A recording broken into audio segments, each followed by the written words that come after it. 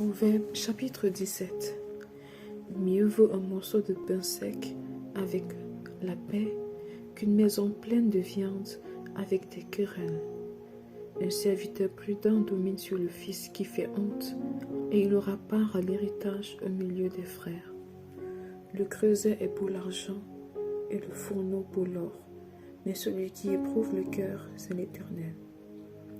Le méchant est attentif à la lèvre inique. Le menteur prête l'oreille à la langue pernicieuse.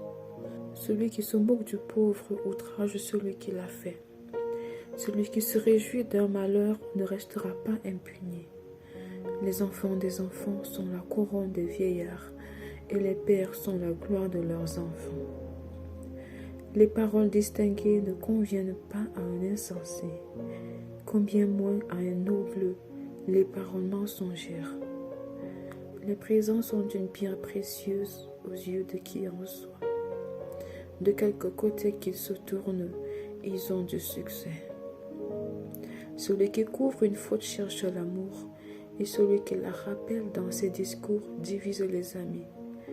Une réprimande fait plus d'impression sur l'homme intelligent que 100 coups sur l'insensé.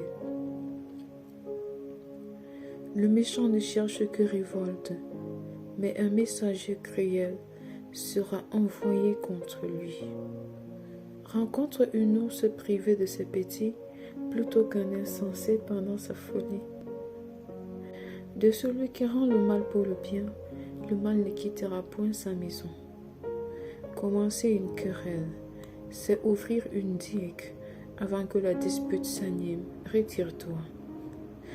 Celui qui absout le coupable et celui qui condamne le juste sont tous deux en abomination à l'Éternel. À quoi sert l'argent dans la main de l'insensé? À acheter la sagesse, mais il n'a point de sens. L'ami aime en tout temps, et dans le malheur, il se montre un frère. L'homme dépourvu de sens prend des engagements, il cautionne son prochain. Celui qui aime les querelles aime le péché. Celui qui élève sa porte cherche la ruine. Un cœur faux ne trouve pas le bonheur, et celui dont la langue est perverse tombe dans le malheur. Celui qui donne naissance à un insensé aura du chagrin. Le père d'un fou ne peut pas se réjouir. Un cœur joyeux est un bon remède, mais un esprit abattu dessèche les eaux. Le méchant accepte en secret des présents pour pervertir les voies de la justice. La sagesse est en face de l'homme intelligent, mais les yeux de l'insensé sont à l'extrémité de la terre. Un fils insensé fait le chagrin de son père et l'amertume de celle qui l'a enfanté. Il n'est pas bon de condamner le juste à une amende, ni de frapper les nobles à cause de leur droiture. Celui qui retient ses paroles connaît la science, et celui qui a l'esprit calme est un homme intelligent.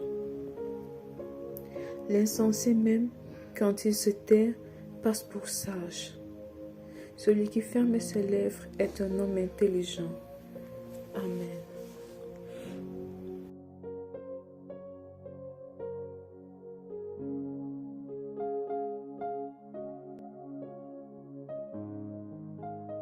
Première épître de Paul aux Corinthiens, chapitre 13. Quand je parlerai les langues des hommes et des anges, si je n'ai pas la charité, je suis un airain qui résonne ou une cymbale qui retentit.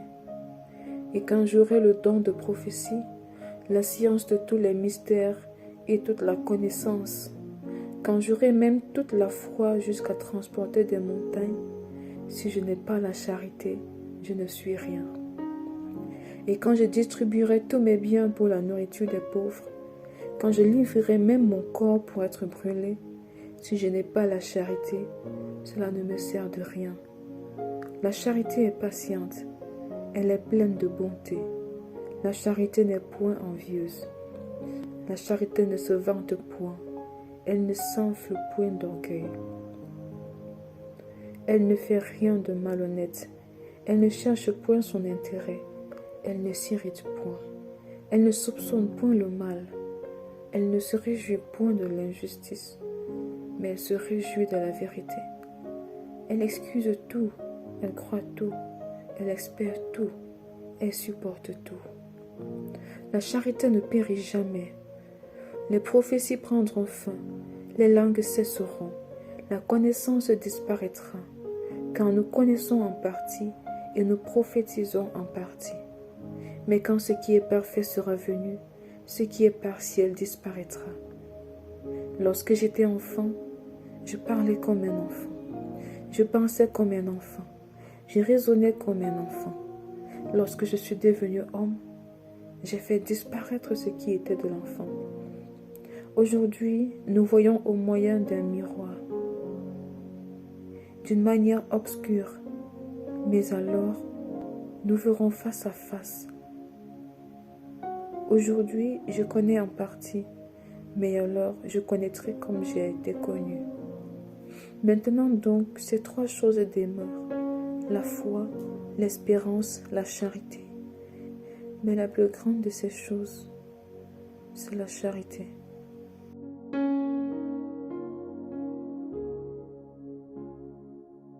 « 1 Corinthiens chapitre 14 » Recherchez la charité, aspirez aussi au don spirituel, mais surtout à celui de prophétie.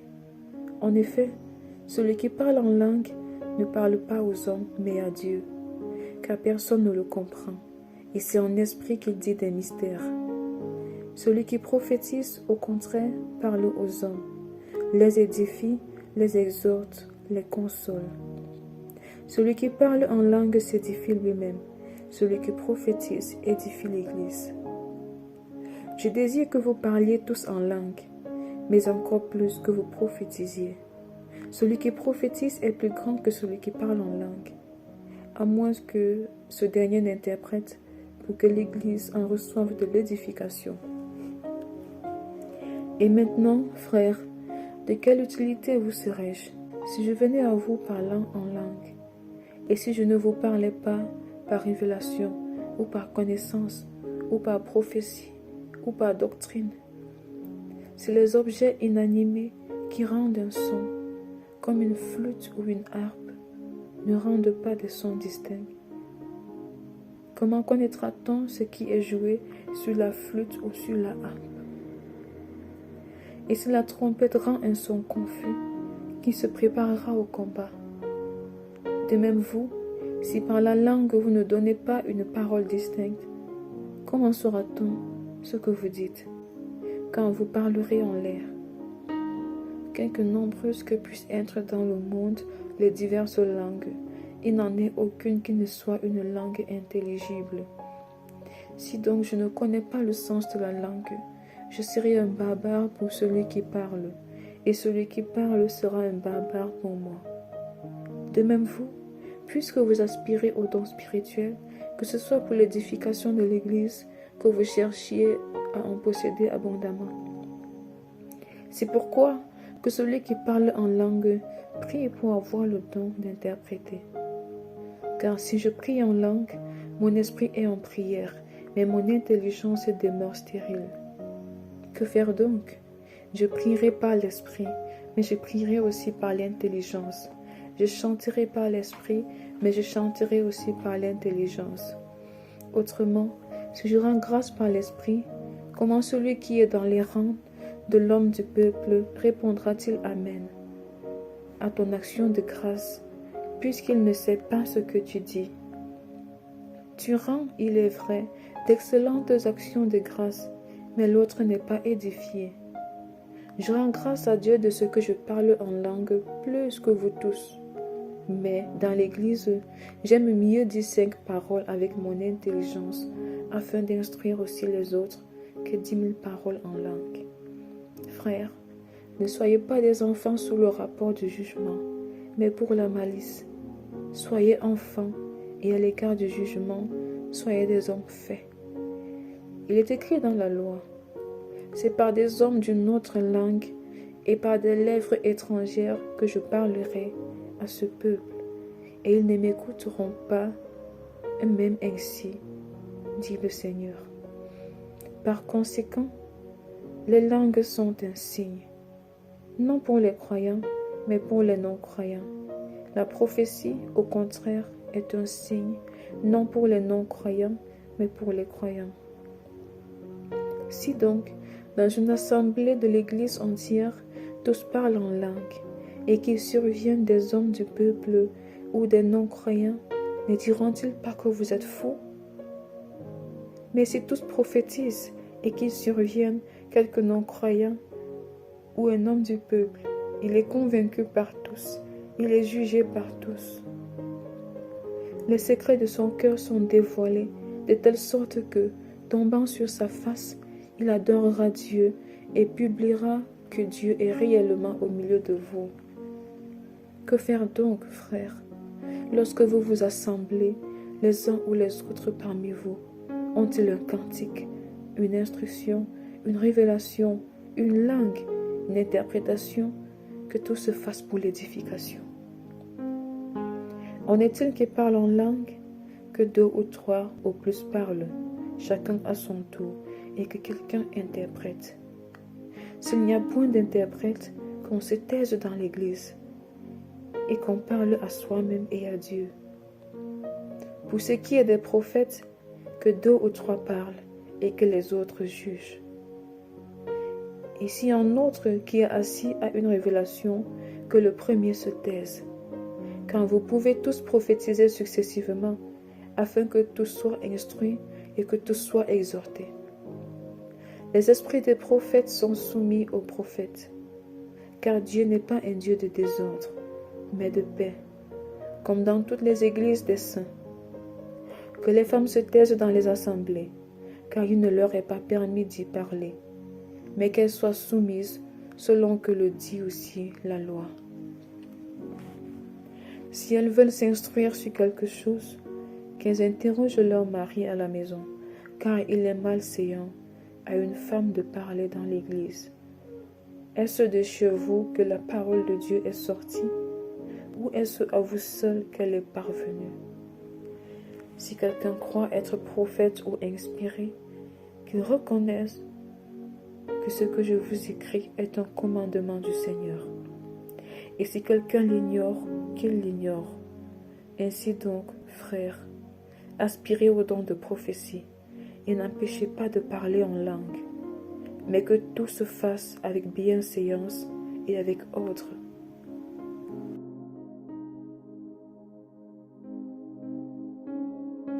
« 1 Corinthiens chapitre 15. Je vous rappelle, frères, l'évangile que je vous ai annoncé, que vous avez reçu, dans lequel vous avez persévéré, et par lequel vous êtes sauvés. Si vous le retenez tel que je vous l'ai annoncé, autrement, vous auriez cru en vain. Je vous ai enseigné avant tout, comme je l'avais aussi reçu, que Christ est mort pour nos péchés selon les Écritures, qu'il a été enseveli et qu'il est ressuscité le 3e jour selon les Écritures, et qu'il est apparu à ses faces, puis aux 12. Ensuite, il est apparu à plus de 500 frères à la fois, dont la plupart sont encore vivants et dont quelques-uns sont morts. Ensuite, il est apparu à Jacques, puis à tous les apôtres. Après eux tous, il m'est aussi apparu à moi, comme à l'avorton. Car je suis le moindre des apôtres. Je ne suis pas digne d'être appelé apôtre, parce que j'ai persécuté l'Église de Dieu. Par la grâce de Dieu, je suis ce que je suis, et sa grâce envers moi n'a pas été vaine. Loin de là, j'ai travaillé plus que tous. Non pas moi toutefois, mais la grâce de Dieu qui est avec moi. Ainsi donc, que ce soit moi, que ce soit eux, voilà ce que nous prêchons, et c'est ce que vous avez cru. Or, si l'on prêche que Christ est ressuscité des morts, comment quelques-uns parmi vous disent-ils qu'il n'y a point de résurrection des morts? S'il n'y a point de résurrection des morts, Christ non plus n'est pas ressuscité. Et si Christ n'est pas ressuscité, notre prédication est donc vaine, et votre foi aussi est vaine. Il se trouve même que nous sommes de faux témoins à l'égard de Dieu, puisque nous avons témoigné contre Dieu qu'il a ressuscité Christ, tandis qu'il ne l'avait pas ressuscité, si les morts ne ressuscitent point. Car si les morts ne ressuscitent point, Christ non plus n'est pas ressuscité. Et si Christ n'est pas ressuscité, votre foi est vaine. Vous êtes encore dans vos péchés. Et par conséquent, aussi ceux qui sont morts en Christ sont perdus. Si c'est dans cette vie seulement que nous espérons en Christ, nous sommes les plus malheureux de tous les hommes. Mais maintenant, Christ est ressuscité des morts, il est les prémices de ceux qui sont morts.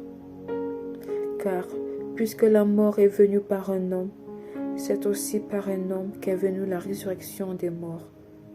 Et comme tous meurent en Adam, de même aussi, tous revivront en Christ. Mais chacun en son rang. Christ comme prémisse, puis ceux qui appartiennent à Christ lors de son avènement. Ensuite viendra la fin, quand il remettra le royaume à celui qui est Dieu le Père, après avoir détruit toute domination, toute autorité et toute puissance. Car il faut qu'il règne jusqu'à ce qu'il ait mis tous les ennemis sous ses pieds. Le dernier ennemi qui sera détruit, c'est la mort. Dieu en effet a tout mis sous ses pieds, mais lorsqu'il dit que tout lui a été soumis, il est évident que celui qui lui a soumis toutes choses est excepté. Et lorsque toutes choses lui auront été soumises, alors le Fils lui-même sera soumis à celui qui lui a soumis toutes choses, afin que Dieu soit tout en tous. Autrement, que feraient ceux qui se font baptiser pour les morts? Si les morts ne ressuscitent absolument pas, pourquoi se font-ils baptiser pour eux? Et nous, pourquoi sommes-nous à toute heure en péril? Chaque jour, je suis exposé à la mort. Je l'atteste, frères, par la gloire dont vous êtes pour moi le sujet, en Jésus-Christ notre Seigneur. Si c'est dans des vues humaines que j'ai combattu contre les bêtes à Éphèse, quel avantage m'en revient-il? Si les morts ne ressuscitent pas, mangeons et buvons, car demain nous mourrons. Ne vous y trompez pas, les mauvaises compagnies corrompent les bonnes mœurs. Revenez à vous-même, comme il est convenable, et ne péchez point, car quelques-uns ne connaissent pas Dieu. Je le dis à votre honte. Mais quelqu'un dira, comment les morts ressuscitent-ils? Et avec quel corps reviennent-ils? Insensé, ce que tu sèmes ne reprend point vie s'il ne meurt. Et ce que tu sèmes, ce n'est pas le corps qui naîtra. C'est un simple grain de blé peut-être, ou de quelque autre sémence. Puis Dieu lui donne un corps comme il lui plaît, et à chaque sémence, il donne un corps qui lui est propre. Toute chair n'est pas la même chair, mais autre est la chair des hommes, autre celle des quadrupèdes, autre celle des oiseaux, autre celle des poissons. Il y a aussi des corps célestes et des corps terrestres, mais autre est l'éclat des corps célestes, autre celui des corps terrestres. Autre est l'éclat du soleil, autre l'éclat de la lune, et autre l'éclat des étoiles. Même une étoile diffère en éclat d'une autre étoile. Ainsi en est-il de la résurrection des morts. Le corps est semé corruptible, il ressuscite incorruptible. Il est semé méprisable, il ressuscite glorieux. Il est semé infirme, il ressuscite plein de force. Il est semé corps animal, il ressuscite corps spirituel. S'il y a un corps animal, il y a aussi un corps spirituel. C'est pourquoi il est écrit, le premier homme, Adam, devint une âme vivante. Le dernier Adam est devenu un esprit vivifiant. Mais ce qui est spirituel n'est pas le premier, c'est ce qui est animal. Ce qui est spirituel vient ensuite. Le premier homme tiré de la terre est terrestre, et le second homme est du ciel. Tel est le terrestre, tels sont aussi les terrestres, et tel est le céleste, tels sont aussi les célestes. Et de même que nous avons porté l'image du terrestre, nous porterons aussi l'image du céleste. Ce que je dis, frères, c'est que la chair et le sang ne peuvent hériter le royaume de Dieu, et que la corruption n'hérite pas l'incorruptible. Voici, je vous dis un mystère. Nous ne mourrons pas tous, mais tous nous serons changés. En un instant, en un clin d'œil, à la dernière trompette, la trompette sonnera et les morts ressusciteront incorruptibles. Et nous serons changés. Car il faut que ce corps corruptible revête l'incorruptibilité et que ce corps mortel revête l'immortalité. Lorsque ce corps corruptible aura revêtu l'incorruptibilité et que ce corps mortel aura revêtu l'immortalité, alors s'accomplira la parole qui est écrite. La mort a été engloutie dans la victoire. Ô mort, où est ta victoire? Ô mort, où est ton aiguillon? L'aiguillon de la mort, c'est le péché, et la puissance du péché, c'est la loi. Mais grâce soit rendue à Dieu, qui nous donne la victoire par notre Seigneur Jésus-Christ. Ainsi, mes frères bien-aimés, soyez fermes, inébranlables, travaillant de mieux en mieux à l'œuvre du Seigneur, sachant que votre travail ne sera pas vain dans le Seigneur. 1 Corinthiens, chapitre 16.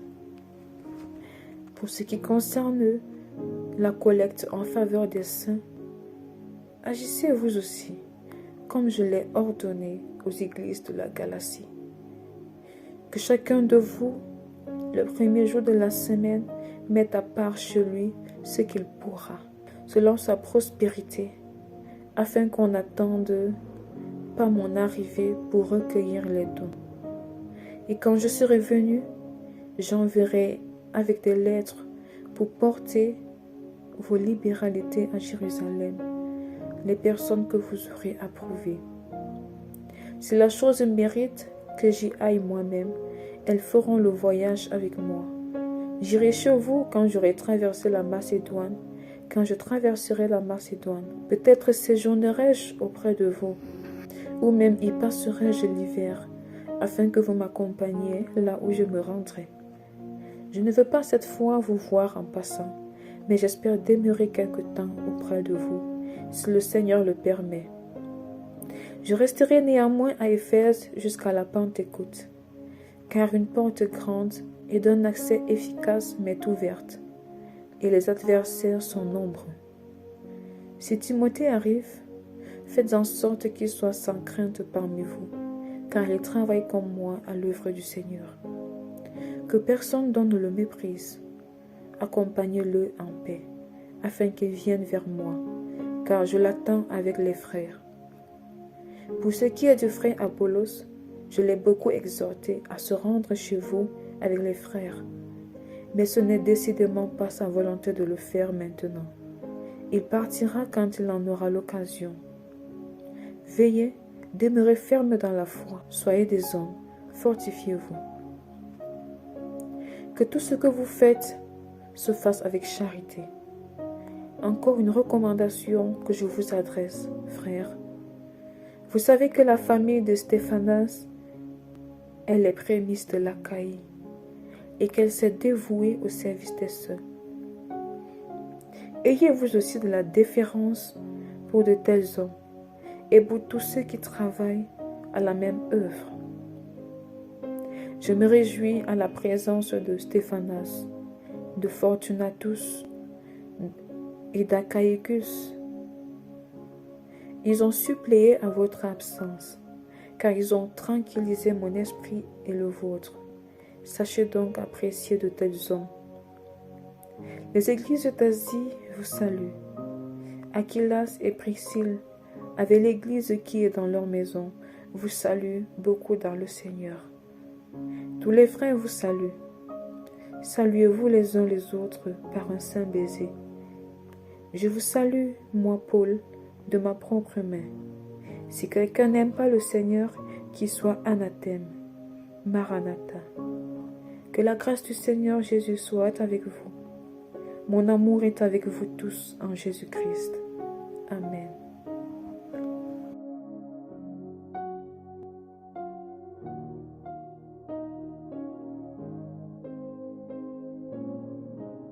Psaume chapitre 35 de David. Éternel, défends-moi contre mes adversaires. Combat ceux qui me combattent. Saisis le petit et le grand bouclier. Élève-toi pour me secourir. Brandis la lance et le javelot contre mes persécuteurs. Dis à mon âme, je suis ton salut. Qu'ils soient honteux et confus, ceux qui en veulent à ma vie. Qu'ils reculent et rougissent, ceux qui méditent ma perte. Qu'ils soient comme la balle emportée par le vent, et que l'ange de l'Éternel les chasse. Que leur route soit ténébreuse et glissante, et que l'ange de l'Éternel les poursuive. Car sans cause, ils m'ont tendu leur filet sur une fosse. Sans cause, ils l'ont creusé pour m'ôter la vie. Que la ruine les atteigne à l'improviste. Qu'ils soient pris dans le filet qu'ils ont tendu, qu'ils y tombent et périssent. Et mon âme aura de la joie en l'Éternel, de l'allégresse en son salut. Tous mes os diront, Éternel, qui peut, comme toi, délivrer le malheureux d'un plus fort que lui. Le malheureux et le pauvre de celui qui le dépouille. De faux témoins se lèvent et m'interrogent sur ce que j'ignore. Ils me rendent le mal pour le bien. Mon âme est dans l'abandon. Et moi, quand ils étaient malades, je revêtais un sac. J'humiliais mon âme par le jeûne. Je priais, la tête penchée sur mon sein. Comme pour un ami, pour un frère, je me traînais lentement. Comme pour le deuil d'une mère, je me courbais avec tristesse. Puis, quand je chancelle, ils se réjouissent et s'assemblent. Ils s'assemblent à mon insu pour m'outrager. Ils me déchirent sans relâche. Avec les impies, les parasites moqueurs, ils grincent des dents contre moi. Seigneur, jusqu'à quand leveras-tu? Protège mon âme contre leurs embûches, ma vie contre les lionceaux. Je te louerai dans la grande assemblée. Je te célébrerai au milieu d'un peuple nombreux. Que ceux qui sont à tort mes ennemis ne se réjouissent pas à mon sujet.